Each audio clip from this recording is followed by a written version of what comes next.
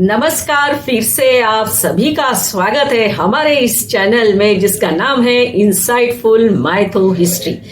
दोस्तों, आज हम एक बहुत ही विशेष एपिसोड आपके लिए लेकर आए हैं, क्योंकि आज हमने आमंत्रित किया है एक विशेष व्यक्ति को, और वो व्यक्ति अपनी मन की बात आपके साथ शेयर करेंगे। देखिए, मन की बात कब शेयर करते हैं? जब कोई भी हमारे आसपास नहीं होता है और हमें बोलना अच्छा लगता है और शेयर करना अच्छा लगता है, तब जाके मन की बात होती है सबके साथ या किसी के साथ, चाहे फिर वो सोशल मीडिया हो या चाहे फिर वो रेडियो क्यों न हो। तो अपनी मन की बात कहने आ रही है एक स्पेशल व्यक्ति, जिन्होंने हाल ही में जो भारत जोड़ो यात्रा खत्म हुई उसको बहुत करीब से देखा है और उसका सखोल अध्ययन किया है। ऐसे हमारे विशेष अतिथि है भारती बेन। नमस्कार, मैं भारती बेन, आप सभी को मेरा नमस्कार। मैं आज आपके साथ मेरे मन की बात कहने जा रही हूं। तो भारती बेन, आपको मैं ये पूछना चाहती हूं कि भारत जोड़ो यात्रा के बारे में आपके क्या विचार है? देखिए कि जब ये यात्रा शुरू हुई थी तब से मैं इस यात्रा को बहुत करीब से देख रही हूं। मैंने राहुल बाबा को भी बहुत करीब से देखा, उनके विचारों को भी बहुत करीब से जानने की कोशिश की, और यात्रा स्वाभाविक है बहुत करीब से मैं देख रही थी। तो अगर कहा जाए तो शुरुआत से लेके अंत तक जो यात्रा शुरू हुई और खत्म हुई, उस पूरे काल के दौरान मैं उस यात्रा की हिस्सा रही हूं। तो भारती बेन, हमारा ये सवाल है कि आप उस यात्रा में शामिल हुए थे क्या? नहीं, शामिल नहीं हुई थी। मैंने तो उस यात्रा को टीवी पे, सोशल मीडिया पे, फेसबुक पे इस तरह से देखकर उस यात्रा में मैं शामिल हुई थी। और मैंने देखा कि बहुत सारे लोग उस यात्रा में राहुल बाबा के पीछे दौड़ रहे थे। जैसे वो लोग दौड़ रहे थे वैसे मैं भी सोशल मीडिया के द्वारा उनके पीछे पीछे फॉलो कर रही थी। तो भारती बहन, हमारा ये सवाल है कि आप यात्रा में शामिल क्यों नहीं हुए? देखो, ये तो बहुत ही सिंपल सा सवाल आपने मुझे पूछा है। इसका उत्तर ये है कि जैसे कि राहुल बाबा जी ने कहा था कि आपको डरना नहीं है, आप डरेंगे तो ठंड लगेगी। तो मुझे तो डर लग रहा था ठंड से, तो मैं कैसे जाती? इसलिए मैं उस यात्रा में शामिल नहीं हुई हूं।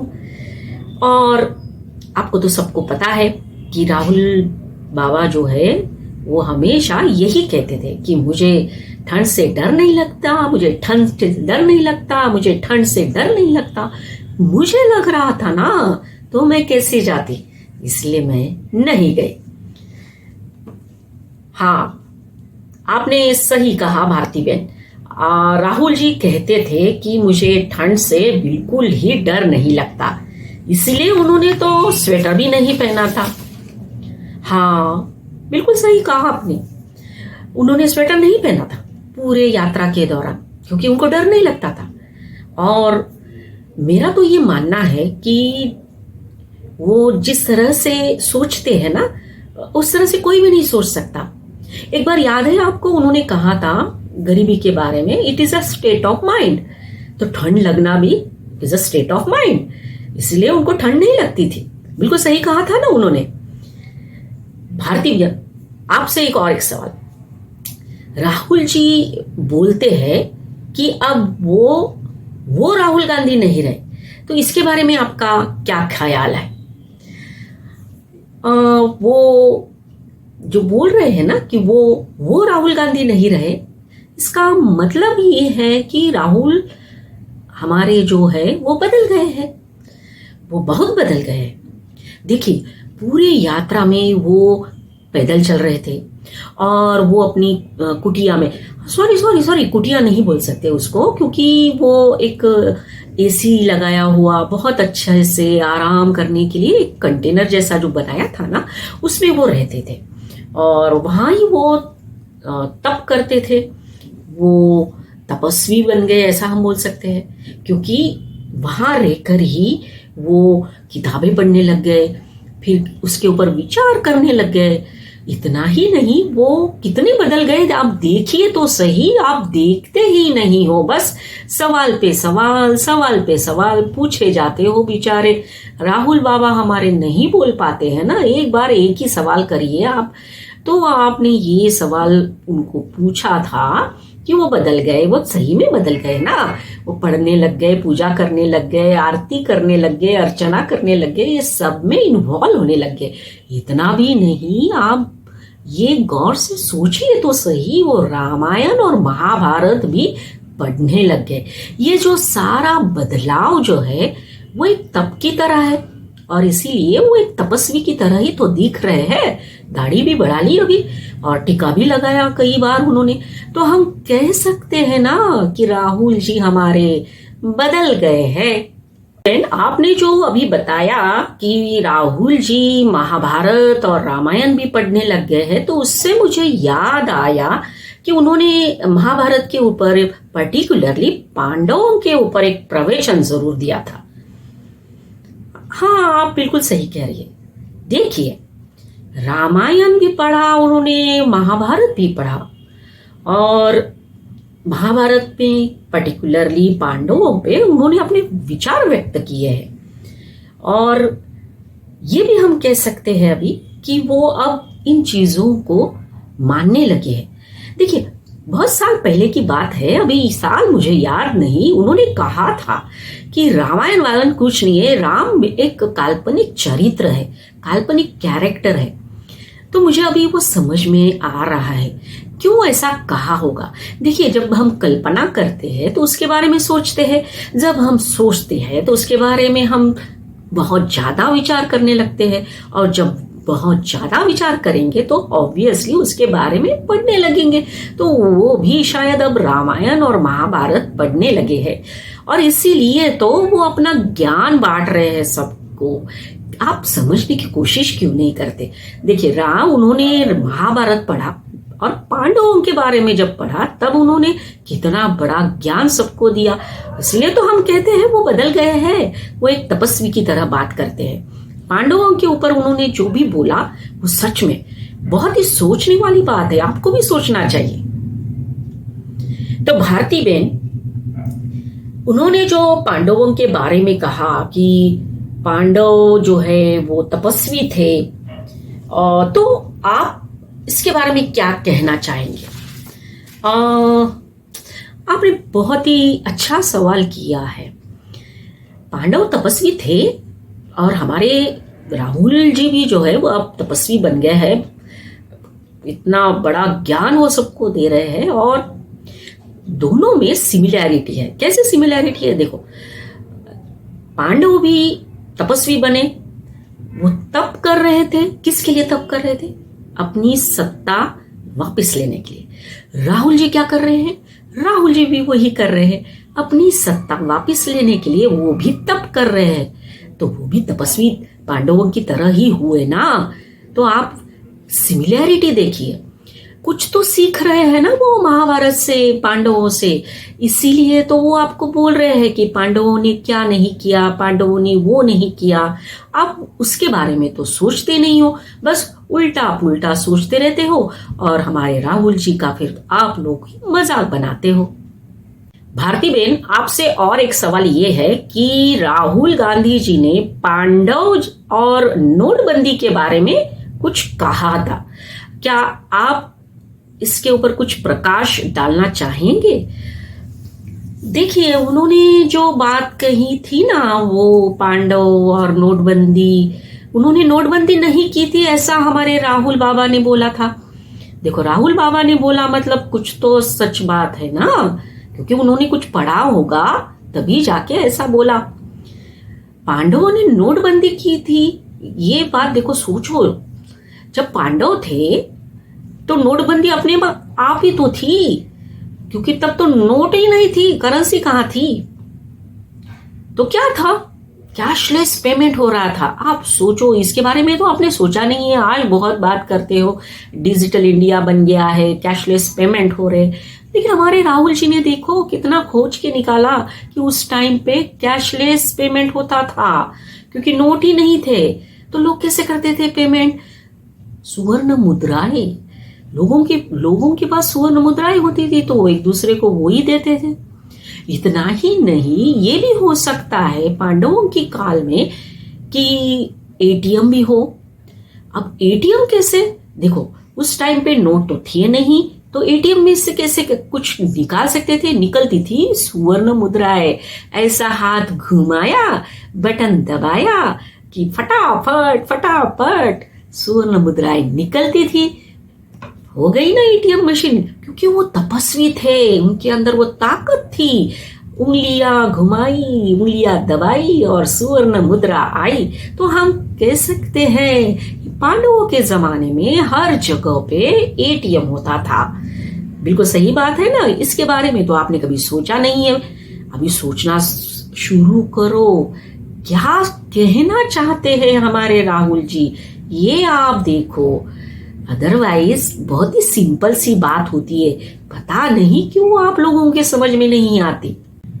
भारती बहन, हमारा जो सवाल है, अगला सवाल जो है वो सवाल ये है कि राहुल जी ने ये भी कहा कि वो सबको साथ लेकर चले, सभी लोग, सभी धर्म जाति के लोग उनके साथ चले। तो इसके बारे में आप क्या कहना चाहेंगे? देखिए, बिल्कुल सही कहा उन्होंने, पांडवों के साथ सभी लोग चल रहे थे ना। सबसे पहला एग्जाम्पल हम आपको देना चाहेंगे, वो एग्जाम्पल है श्री कृष्ण जी का। श्री कृष्ण कौन थे पता है आपको? पता तो है, लेकिन फिर भी मैं बताती हूं। श्री कृष्ण हमारे भारतवर्ष के पहले मिल्कमैन थे, दूध वाले, जो दूध बेचते थे। और उन्होंने पांडवों का साथ दिया, अर्जुन का साथ दिया, अर्जुन के साथ खड़े रहे थे युद्ध में, और वो भी उनको सलाह दे रहे थे, एडवाइस दे रहे थे। मतलब ये कह सकते हैं ना हम कि वो पहले नेशनल सिक्योरिटी एडवाइजर थे, जिन्होंने अर्जुन को एडवाइस देते देते देते देते पूरा युद्ध जो है वो जीत लिया था। तो हम कह सकते हैं ना, अगर इस देश का प्रधानमंत्री जो है वो एक चाय वाला बन सकता है, तो एक दूध वाला कोई नेशनल सिक्योरिटी एडवाइजर भी बन सकता है। सोचने की बात है ना। हाँ भारती बहन, आपने तो बिल्कुल सही बात कही, ये तो बात हमारे ध्यान में नहीं आई। अच्छा हुआ आपने ये बात ध्यान में दी। दूसरी बात, और क्या एग्जाम्पल देंगे भारती बहन आप कि पांडवों के साथ बहुत सारे लोग चल रहे थे? देखिए, मैं आपको एक दूसरा और एग्जाम्पल दे सकती हूँ। भगवान श्री कृष्ण जो है, जो सपोर्ट कर रहे थे, बाहर से सपोर्ट कर रहे थे, वो अंदर से नहीं, बाहर से सपोर्ट कर रहे थे अर्जुन को। तो भगवान श्री कृष्ण के जो बड़े भाई बलराम, उन्होंने भी अर्जुन का सपोर्ट दिया और अर्जुन का साथ दिया। वो भी बाहर से ही साथ दे रहे थे, कोई अभी जो है अलायंस वगैरह चलते हैं वैसा ही कुछ था। तो वो बलराम जी जो है उन्होंने साथ दिया, मतलब किसान अर्जुन के साथ थे। बलराम और किसान कैसे? अरे तुम लोग पढ़ते नहीं हो, देखते नहीं हो। बलराम के पास हमेशा हल होता था। अब हल किसके पास होता है? हल तो किसानों के पास होता है ना। तो किसानों का भी साथ मिल गया पांडवों को। इसलिए तो हमारे राहुल जी कहते हैं कि सभी वर्ग के लोग पांडवों के साथ चल रहे थे। इतना ही नहीं, वो शिखंडी भी साथ में थी अर्जुन के, उसने भी अर्जुन का साथ दिया। और बाद में बाकी के सैनिक वैनिक तो थे ही, वो भी तो साथ दे रहे थे। मतलब देखिए, अर्जुन और पांडवों के साथ जो है सभी थे, सभी वर्ग के लोग थे, किसान, सैनिक, दूध वाले। हो सकता है, मुझे तो कभी कभी ऐसा लगता है कि जय जवान जय किसान का जो नारा लग गया था ना हमारा, वो आइडिया कहीं वहीं से तो नहीं आई, क्योंकि किसान, दूध वाले, सैनिक सभी तो युद्ध में खड़े थे, है ना। सोचने वाली बात है, आपको सोचना चाहिए। भारती बहन, हमारा अगला सवाल आपसे ये है कि राहुल जी ने पांडवों से और क्या सीखा, उनके बारे में और क्या जाना। देखिए, मैं आपको एक बात और कह सकती हूँ कि पांडवों से उन्होंने शायद ये भी सीखा कि डरना नहीं चाहिए, और डरेंगे तो कैसे करेंगे। आप लोग ही तो कहते हो, जो डर गया सो मर गया, गब्बर सिंह कह के गया। तो ऐसा ही कुछ होगा, उन्होंने ये सीखा उनसे, वो बिल्कुल डरना नहीं चाहिए, डरना नहीं चाहिए। पांडव डरते नहीं थे, इसलिए तो उनको वो क्या बोलते हैं, वो गेम खेला था ना उन्होंने कौरवों के साथ, वो गेम उनको नहीं आता था, पर वो डरे नहीं, खेले, हाँ हार गए जरूर। तो ये शायद राहुल जी ने सीखा कि डरना नहीं चाहिए, और डरो मत, बेखौफ होके जियो। तो राहुल जी ने तो ये शायद सीखा पांडवों के बारे में, और इसीलिए इतना प्रवचन दे रहे, इतना ज्ञान बांट रहे, और ये भी कह रहे हैं कि मैं वो राहुल नहीं हूं जो आप समझते हो, वो राहुल तो आपके दिमाग में है, मैं तो कुछ अलग हूं। कुछ समझ में आया आपके, मैं क्या कह रही हूं? आपको नहीं समझ में आया, छोड़ो, कोई बात नहीं। तो राहुल जी जो है, वो सारा जो इंस्पिरेशन है वो इसमें से तो लेते हैं। और जब यात्रा खत्म हुई ना, तब उन्होंने कहा, क्या कहा आपने सुना? उन्होंने कहा कि हम हर जगह पे अपनी मोहब्बत की दुकानें खोलेंगे। अब देखो, आप लोग कितना कंप्लेंट करते हो, बेरोजगारी बढ़ी है, अनएम्प्लॉयमेंट बढ़ा है। अब जब राहुल जी हर जगह पे मोहब्बत की दुकानें खोलेंगे तो अपने आप सबको काम मिलेगा, रोजगार मिलेगा, बेरोजगारी धीरे धीरे ही सही कम तो होगी, गरीबी भी कम होगी। तो देखिए, हमारे राहुल जी कितना अच्छा सोचते हैं युवाओं के बारे में, देश के बारे में। आप ये सोचते ही नहीं हो।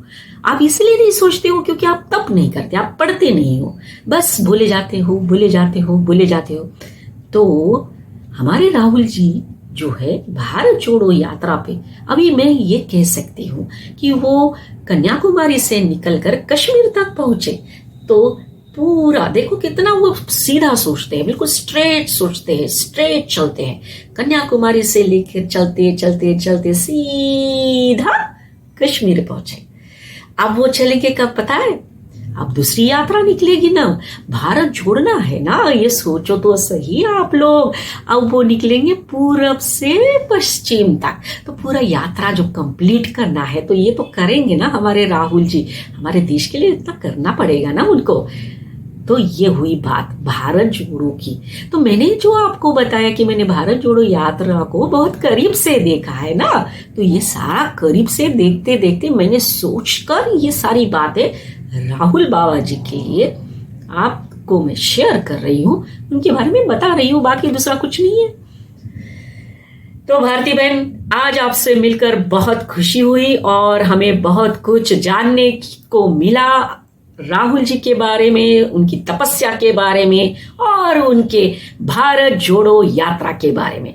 अगले एपिसोड में भारती बहन से हम और कुछ जानने की कोशिश करेंगे, लेकिन उसके पहले एक बात, आज का लेसन जो है हमने सीखा है, डरना मत, डरो मत।